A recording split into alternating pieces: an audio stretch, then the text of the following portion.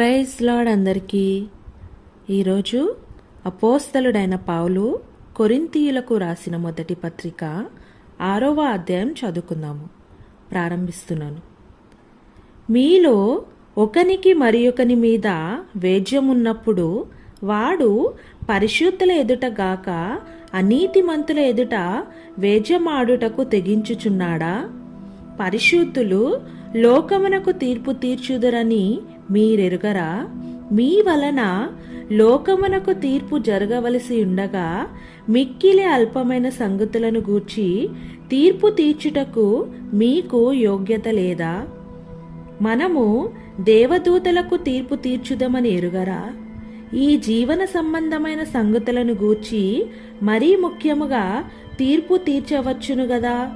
కాబట్టి ఈ జీవన సంబంధమైన వేద్యములు మీకు కలిగిన ఎడల వాటిని తీర్చుటకు సంఘములో తృణీకరింపబడిన వారిని కూర్చుండబెట్టుదరా? మీకు సిగ్గు రావలెనని చెప్పుచున్నాను. ఏమి, తన సహోదరుల మధ్యను వేద్యము తీర్చగల బుద్ధిమంతుడు మీలో ఒకడైనను లేడా?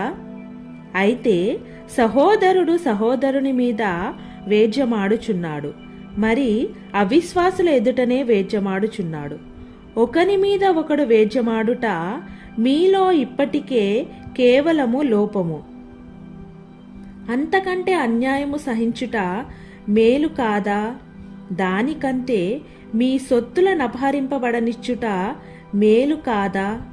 అయితే మీరే అన్యాయము చేయుచున్నారు, అపహరించుచున్నారు, మీ సహోదరులకే ఇలాగు చేయుచున్నారు. అన్యాయస్తులు దేవుని రాజ్యమునకు వారసులు కానేరని మీకు తెలియదా? మోసపోకుడి. జారులైనను, విగ్రహారాధకులైనను, వ్యభిచారులైనను, ఆడంగితనము గలవారైనను, పురుష సంయోగులైనను, దొంగలైనను, లోపులైనను, త్రాగుబోతులైనను, దూషకులైనను, దోచుకొను వారైనను దేవుని రాజ్యమునకు వారసులు కానేరరు. మీలో కొందరు అట్టివారై ఉంటిరి గాని ప్రభువైన యేసుక్రీస్తు నామమును మన దేవుని ఆత్మయందును మీరు కడుగబడి పరిశుద్ధపరచబడిన వారై నీతిమంతులుగా తీర్చబడితిరి. అన్నిటియందు నాకు స్వాతంత్ర్యము కలదు గాని అన్నియూ చేయదగినవి కావు. అన్నిటియందు నాకు స్వాతంత్ర్యము కలదు గాని నేను దేని చేతను లోపరుచుకొనబడనొల్లను. భోజన పదార్థములు కడుపునకును, కడుపు భోజన పదార్థములకును నియమింపబడి ఉన్నవి. దేవుడు దానిని వాటిని నాశనము చేయును. దేహము జారత్వము నిమిత్తము కాదు గాని ప్రభువు నిమిత్తమే, ప్రభువు దేహము నిమిత్తమే. దేవుడు ప్రభువును లేపెను, మనలను కూడా తన శక్తి వలన లేపును. మీ దేహములు క్రీస్తునకు అవయవములై ఉన్నవని మీరెరుగరా?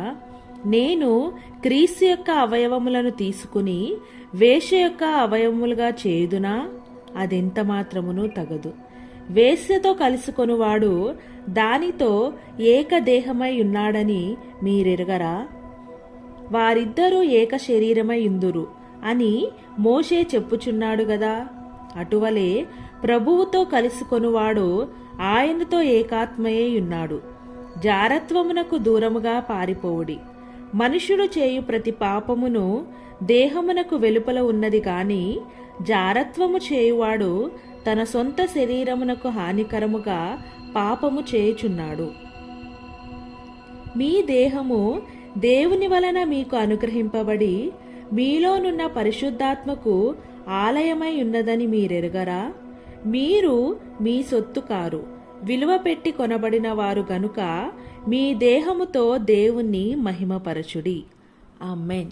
ప్రభువైన యేసుక్రీస్తు వారు ఈ వాక్యమును దీవించి మన జీవితాలలో నెరవేర్చునుగాక.